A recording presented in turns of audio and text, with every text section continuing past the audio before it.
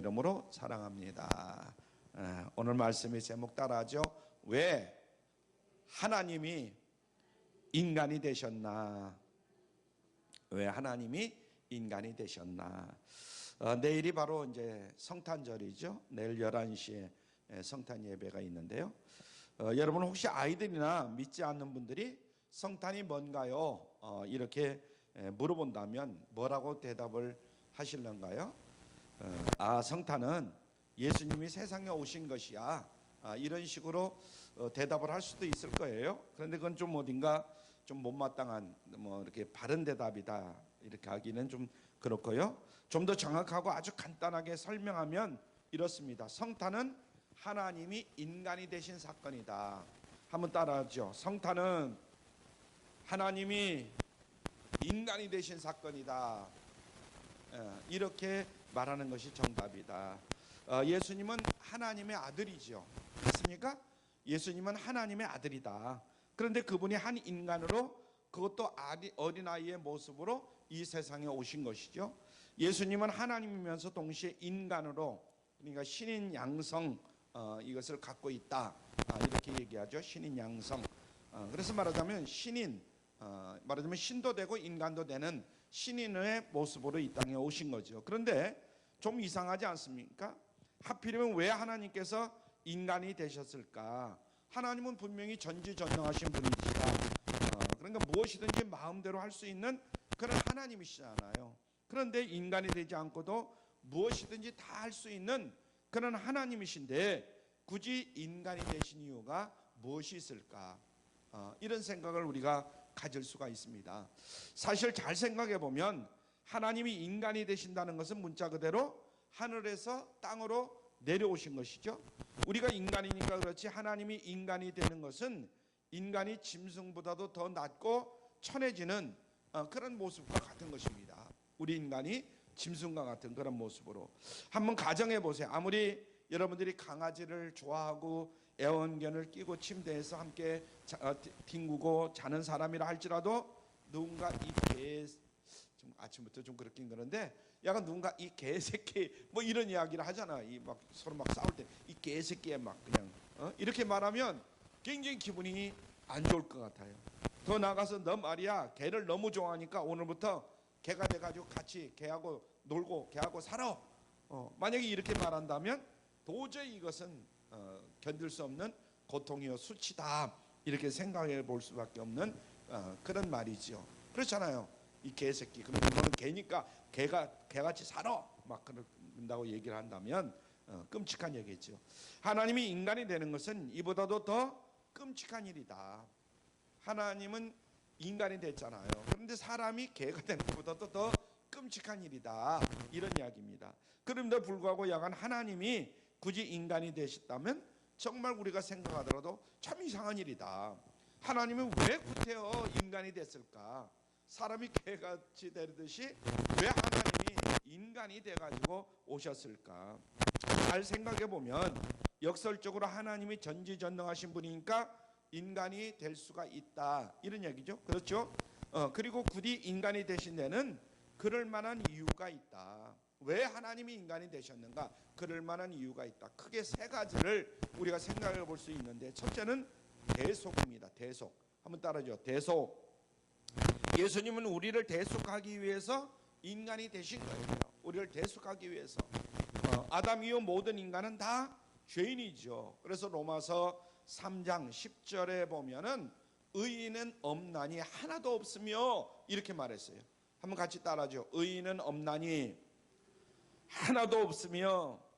그러니까 이 땅에 의인이라는 것은 단 한 명도 없다는 거예요. 말하자면 지금만 그런 것이 아니라 10년 전, 100년 전, 1000년 전, 2000년 전 인간이 이 땅에 태어난 그런 순간 이 의인은 하나도 없다는 거예요. 그리고 그 죄의 결국은 어떻게 되느냐? 로마서 6장 23절에 보니까 이렇게 말했어요. 시작. 죄의 삭은 무엇이다? 사망이다. 죄의 삭은 사망이요. 죄의 대가는 결국은 사망이에요. 영적으로 죽고 육신이 죽고 영혼이 죽을 수밖에 없는 그런 인간들이다 이거죠. 영원한 사망은 육신의 죽음보다도 더 어떻게 보면 심각합니다. 그렇잖아요. 영원한 사망. 이것은 인간의 죽음보다 더 심각한 거예요. 존재가 끝나는 게 아니라 영원한 지옥에서 고통받으면서 영원히 죽을래야 죽을 수도 없는 그런 영원히 지옥에서 고통을 받아야 할 그런 사람들이다 이 말이에요. 내버려두면, 하나님이 오시지 않으면, 즉 영원한 고통을 받게 되는 거죠. 그러면 어떻게 이 영원한 사망에서 구원할 수 있는가? 죄값을 치러야 되는 거예요. 우리 인간이 죄값을 치러야 돼요. 죄값은 죽음으로만 치를 수가 있는 거예요. 피는 생명이죠. 피 흘리면 결국은 죽음을 얘기하는 거예요. 그러므로 피 흘림으로 죄 사함을 받을 수가 있는 것이다. 우리가 아주 오늘 깊게 가만히 생각을 해봐야 돼요. 피 흘림으로 죄 사함을 받는 거예요. 히브리서 9장 22절에 보니까 이렇게 얘기했어요. 시작. 피 흘림이 없은즉 사함이 없느니라. 인간은 피를 흘려 죽어야만이 결국은 사함이 있는 것이다. 인간 본인이, 다시 말해서 나 자신이 죄값으로 피 흘려 죽는다는 건 너무 비참하잖아요. 그 대신 내가 아닌 다른 사람이 피 흘려 죽으면 나는 살아날 수가 있어요. 나를 대신해서 다른 사람이 죽는 거, 이것을 우리는 대속이다 그래요. 내가 죽어야 되는데 내 대신 누가 대신 죽어주면 그것을 대속이다 그래요. 예수님이 나의 죄를 대속하기 위해서 나와 똑같은 모습으로 인간으로 이 땅에 오셨다는 거, 이것을 먼저 우리가 생각을 해야 돼요. 이 대속이라는 거 엄청난 겁니다. 로마서 8장 3절 말씀 봅니다. 로마서 8장 3절 시작. 곧 죄를 인하여 자기 아들을 죄 있는 육신의 모양으로 보내어 육신의 죄를 정하사. 아멘. 죄를 인하여 자기 아들을 죄 있는 육신의 모양으로 보내어. 우리 인간의 모습으로 오신 것은 죄 있는 우리 인간의 모습으로 주님이 이 땅에 왔다는 거야. 그죠? 죄 있는 인간의 모습으로 세상에 오셨다 이 말씀이죠.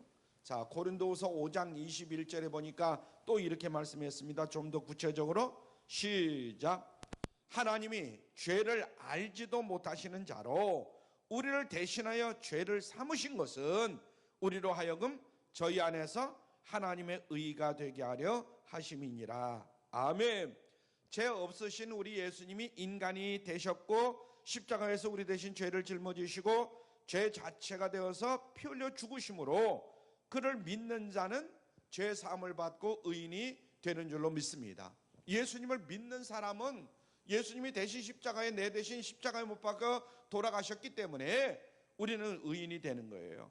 말하자면 인간의 죄를 예수님에게 넘겨주고 예수님의 의를 넘겨받는 것이다, 이런 얘기예요. 맞교환한 것이다, 이런 얘기입니다. 오늘 본문 히브리서 2장 17절 말씀이 바로 이 대속의 원리를 증명해 주는 그런 말씀입니다. 자, 17절 말씀 시작. 그러므로 저가 범사의 형제들과 같이 되심이 마땅하도다. 이는 하나님의 일에 자비하고 충성된 대제사장이 되어 백성의 죄를 구속하려 하심이라. 아멘. 예수님이 형제와 여러분 우리 인간과 같이 되셨다는 거예요. 그 이유는 대제사장이 되기 위함이다. 예수님의 성탄 이전, 즉 구약시대에는 대제사장이, 구약시대 예수님이 오시기 전에 구약시대에는 대제사장이 속죄의 피, 우리의 속죄의 피를 들고 지성소 앞에 들어가서, 지성소, 이 하나님의 성전 지성소가 딱 있잖아요. 그 지성소에 들어가는 거예요. 근데 짐승의 피는 예수님의 십자가의 피에 예고편에 불과한 것이다. 그래서 구약의 제사도 우리가 잘 연구해 보면 신약의 예수님이 왜 오셨는가, 그리고 어떻게 우리의 죄를 사해 주셨는가, 이거를 알 수가 있습니다. 그래서 계속 반복된 거예요. 그러다 마침내 말하자면 구약시대는 한 번 죄를 지면 또 들어가야 되고 또 해야 되고 또 해야 되고 계속해서 피를 흘려야 되는 거예요, 구약시대에는. 그래서 이제 예수님이 인간으로 오셔서 마침내 자신의 피를 흘리심으로 완전한 속죄를 이루신 것이죠. 여기 보면 속죄를 다른 말로 뭐라고 말하냐면 속량이다, 이렇게 말해요. 속죄를 속량이다, 이렇게 말합니다. 속량은 구원해서 해방시킨다. 그 앞에 이제 이렇게 눈으로 읽으시면 되겠어요. 구원해서 해방시킨다, 이런 뜻인데 구속이라는 말과 비슷한 말이에요. 구속이나 속량이나 비슷한 말입니다. 속량이라는 말은 옛날 노예 시장에서, 지금은 노예를 팔고 사지는 않잖아요. 근데 옛날에는 노예를 팔고 샀습니다. 그래서 노예 시장에서 노예 값을 주고 사서 해방시켜 주는 것을 속량한다. 뭐 이렇게 이야기를 했습니다. 그래서 해방의 의미가 강조될 때는 속량이란 단어를 사용하는 거예요. 말하자면 노예에서 해방시켜 주니까. 그래서 새 주인이 속전을 지불하고 사들였다 이런 의미를 강조할 때는 구속이란 단어를 사용을 합니다. 그리고 대신 지불했다 이런 의미를 나타낼 때 그때는 대속이다 이런 단어를 사용합니다. 그래서 이런 예를 쉽게 보면 쉽게 이해가 될 것인데, 옛날 한 사람이 노예 시장 옆을 지나게 됐어요. 지금 얘기 아니라 몇백 년 전 노예 시장 옆을 지나갔어요. 노예들이 비참한 광경을 지켜보는 것은 한 노예를 보고 그를 사기 위해서 엄청난 값을 지불합니다. 불렀습니다. 그래서 낙찰되어 값을 치르는데, 노예 값을 치르는데 그 노예에게 매매 증서를 대로 주면서 나는 너를 해방시키기 위해서 너를 값을 주고 산 것이니까 이제 자유롭게 너는 활동해라. 자유로운 사람이 됐다. 이렇게 얘기를 하는 거예요. 그 노예는 너무나 감격해서 나는 다른 데로 가지 않겠습니다. 나를 돈 주고 사주신 당신께 내 모든 것을 다 바쳐서 새 주인으로 모시고 살겠습니다. 이렇게 이야기를 했다는 거예요. 노예가. 그리고 평생 충성하는 거예요. 그래서 그 주인은 노예를 너무 사랑하셔서 이제는 너는 내 양자다. 노예가 아니라 양자다. 이렇게 양자로 삼아주셔서 바로 그것이 바로 구속이다 이런 얘기입니다. 이해가 되시나요? 쉽게 이제 설명하니라고 그렇게 설명을 했는데, 그러면 아마 이해가 좀 쉬울 거예요. 그게 바로 구속이다. 그래서 하나님도 마찬가지 예수님의 피로 죗값을 치르게 하시고 우리를 이제는 하나님의 자녀로 양자로 삼아주신 거예요. 아멘. 우리는 이제 누구의 자녀라고요? 하나님의 자녀예요. 하나님의 자녀가 되었다. 여러분 기억하십시오. 하나님은 사랑의 하나님인 동시에 공의의 하나님이시다. 한번 따라하죠. 하나님은 사랑의 하나님이신 동시에 공의의 하나님이시다. 사랑을 생각하면 대충 넘어가야 하죠. 그래서 하지만 공의를 생각하면 인간의 죄를 대충 넘길 수가 없어요. 사랑의 하나님 그러면 우리가 그냥 하나님이 나를 사랑하신다 대충 넘길 수 있지만, 공의의 하나님 그러면 대충 넘길 수가 없다. 반드시 공의에는 그만한 대가가 따르죠. 심판해야만 하는 거예요. 딜레마죠. 사랑을 생각하면 공의가 울고, 공의를 생각하면 사랑이 울고, 그래서 묘한이 없다 이런 얘기죠. 사랑과 공의를 절묘하게 조화시킨 게 바로 십자가야라 하는 것을 우리가 깨달아야 됩니다. 십자가. 우리는 십자가를 바라볼 때마다 그 안에 담겨진 하나님의 엄청난 사랑, 나를 이토록 사랑하셨구나. 우리가 사랑만 강조를 하는데 더불어 나의 죄가 얼마나 큰가 이것도 생각을 해야 돼요. 그 십자가를 늘 바라볼 때 사랑과 공의가 함께 내 마음속에서 샘솟아야 된다. 하나님의 사랑은 우리가 뭐 강조하지만 공의에 대해서는 그렇게 강조를 못하고 있어요. 초대교회 교부 크리스토스톰의 말에 이를 응변으로 이제 증거를 하는데, 크리스토스톰은 이런 이야기를 했어요. 시작. 십자가로 말미암아 우리는 죄의 위중함과 우리를 향하신 하나님의 사랑의 위대함을 알게 된다. 아멘. 십자가로 말미암아 그걸 알게 된다 이거예요. 그래서 예수님은 이 놀라운 십자가를 지기 위해서 인간이 되신 것이다 하는 것을 먼저 오늘 시간 뼈저리게 마음속에 새겨야 될 줄 믿습니다. 아멘.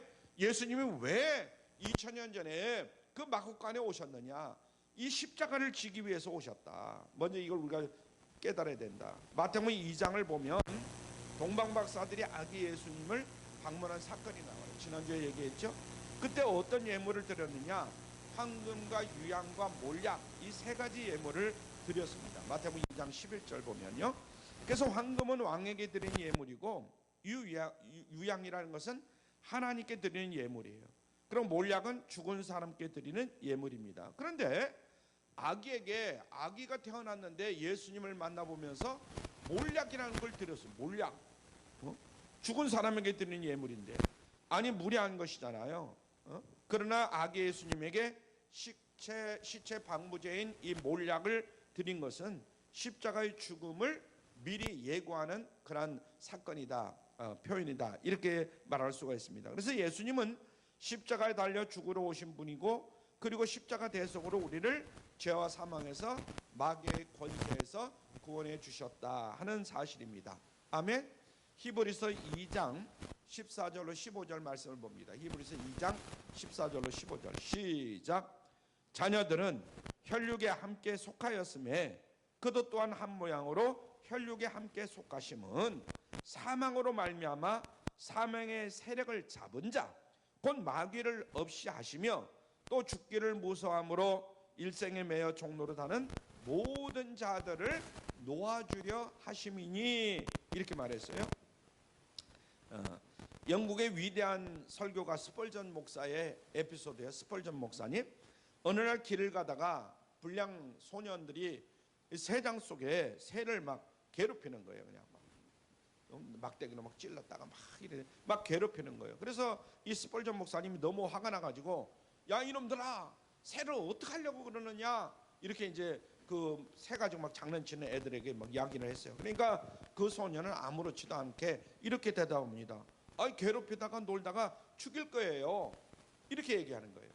그러니까 괴롭히다가 놀다가 죽일 거라는 거예요. 그 새를. 그러니까 이 스펄전 목사님이 깜짝 놀래가지고 기가 막혀가지고 스펄전 목사님이 2파운드를 주고 그 새를 샀다는 거예요. 2파운드. 2파운드는 내가 이제 오늘 어제 저녁에 1파운드가 그러면 한국 돈으로 얼마나 되느냐 그랬더니 1650원이에요. 1파운드가. 이게 2파운드라고 하면 3,300원이죠. 2파운드가. 우리나라 돈으로 3,300원. 3,300원을 주고 그 새를 사가지고 이제 멀리 새장에서 꺼내가지고 스펄전 목사님이 멀리 새를 날려보냈다는 거예요. 다음날 주일날 예배에 스펄전 목사님은 이렇게 설교를 했습니다. 마귀 사단은 우리 인간을 창으로 괴롭히다가 죽이려고 합니다. 마귀 인간은 우리 인간을 가지고 놀다가 막 이렇게 저렇게 막 부려먹다가 결국은 죽이려고 합니다. 하지만 하나님께서는 십자가의 독생자를 내어주심으로 우리를 자유롭게 하셨습니다. 이렇게 말씀을 하셨어요. 이와 마찬가지로 예수님이 인간이 되셨고 십자가를 지심으로 저와 여러분을 죄와 사망의 이 마귀의 권세에서 구원해 주신 줄로 믿으시길 바랍니다. 그래서 오늘 이 시간 이 예수님이 나를 구원해 주셨다 이것을 마음속에 새겨야 돼요. 요한복음 3장 16절 너무나 좋은 말씀인데요. 시작. 하나님이 세상을 이처럼 사랑하사 독생자를 주셨으니 이는 저를 믿는 자마다 멸망치 않고 영생을 얻게 하려 하심이니라. 우리가 예수를 믿으면 가장 먼저 접하는 말씀이 아마 이 말씀일 거예요. 하나님이 세상을 이처럼 사랑하사 독생자를 주셨으니 이는 저를 믿는 자마다 멸망치 않고 영생을 얻게 하려 하심이니라. 예수님께서 또한 이렇게 약속을 하죠. 요한복음 11장 25절로 26절 이렇게 약속을 합니다. 시작.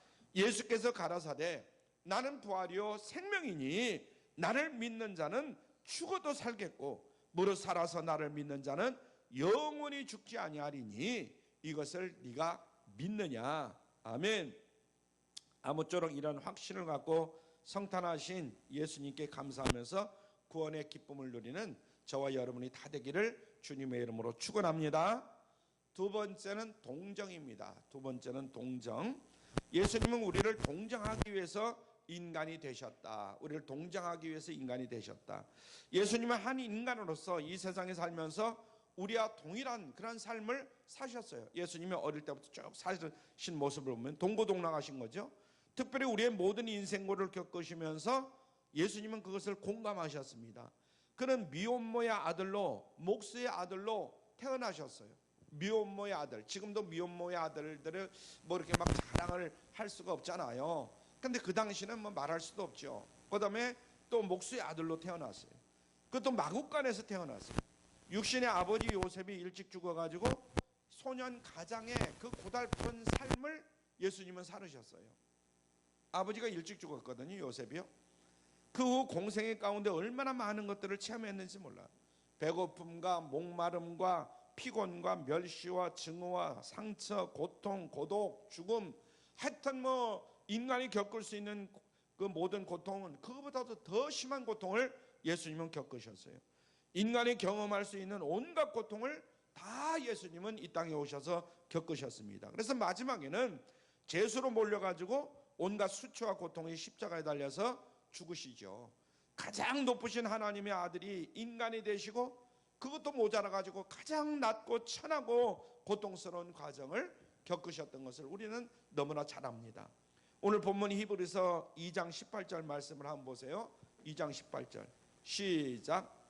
자기가 시험을 받아 고난을 당하셨은즉 시험 받는 자들을 능히 도우시느니라. 아멘. 기가 막힌 말씀입니다.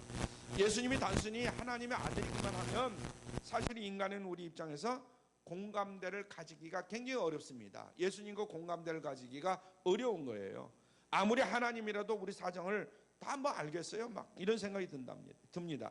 그 전지아시니까 지적으로는 분명히 아시겠죠. 그러나 그것만으로는 공감대를 가질 수가 없어요. 지적으로 아는 것만 가지고는. 그래서 그분은 고고하고 높은 데 계시고 우리는 낮고 낮은 데 계시니까 정말 뭘 알겠어? 이렇게 생각할 수도 있어요. 그런데 예수님이 이 땅에 오셔서 온갖 고난과 멸시와 천대를 다 당하셨거든요. 그러니까 우리의 모든 고통을 다 예수님은 공감하실 수가 있다, 이런 얘기입니다. 가난도 여러 가지 아버지가 일찍 돌아가신 것도 하여튼 인간이 겪을 수 있는 하여튼 모든 고통을 예수님은 다 겪으셨어요. 자, 히브리서 4장 15절은 이런 사실을 좀 더 구체적으로 설명을 하는데 같이 보죠. 히브리서 4장 15절 시작. 우리에게 있는 대제사장은 우리의 연약함을 채울하지 아니하는 자가 아니요 모든 일에 우리와 한결같이 시험을 받은 자로 돼 죄는 없으시니라. 아멘. 동병상린이다 이런 말을 많이 하죠. 동병상린. 그래서 40대 바로 그런 건데 이제 40대 중반에 남편과 사별된 이런 여인이 있었어요. 근데 이제 40대 중반에 남편하고 사별을 했으니 어린 것들이 있는데 어떻게 사느냐 정말 가슴 참 통곡하면서 막 부르짖는 거예요. 몸부림치는 거예요. 이 험한 세상을 어떻게 나 혼자 살으라고 이 아이를 두고 먼저 죽느냐. 그래서 이 어려운 상황 가운데 누가 가서 그녀를 위로할 수가 있겠어요. 섣불리 위로하다가는 오히려 그 여인에게 상처를 줄 수가 있는 것이잖아요. 그런데 20대 후반에 남편과 사별하고 평생 신앙 하나로 자식을 키우면서 승리하신 노 권사님이 계셨어요. 노 권사님은 20대 초반에 옛날에 좀 일찍 결혼했잖아요. 혼자 되셨으니까.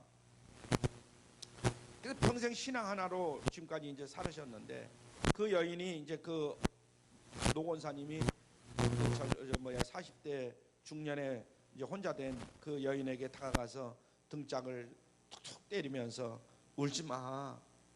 나도 살았는데 왜 못 살아? 하나님이 반드시 도와주셔. 이렇게 이제 같이 울면서 두드려 주니까 그 노 권사님의 품에 안겨가지고 이 여인이 같이 흐느껴 울더라는 거예요. 그러니까 같은 여건, 같은 그런 처지에 있는 사람이 그렇게 맞아주니까 그것을 받아들이는 거예요. 그런데 자기 남편도 있고 아무런 걱정이 없는 사람 걱정하지 마. 그렇다고 막 울어. 이러면 오히려 시험이 들 수가 있지요. 몇 년 전 신문에서 신병 훈련 루포 기사를 제가 본 적이 있습니다. 교관이 훈련병들을 영하 16도 혹한에 그 얼음물을 깨가지고 얼음물 속에 들어갔다 나오지 않아요. 저도 사실은 태권도 할 때 그 중학교 2, 3학년 때 막 얼음물에 들어가고 야간 군대에서 그런 훈련을 시켰어요. 그러니까 이 군인들이 들어갔다 나오고 이렇게 이제 훈련을 받았는데 나중에 훈련을 마치고 나서 그 교관에게 매달리면서 너무 감사하다고 막 이렇게 울었다는 거예요. 그럼 왜 그러냐면 교관들은 훈련병들을 훈련시키기 전에 먼저 자기들이 다 그런 과정을 다 겪었거든요.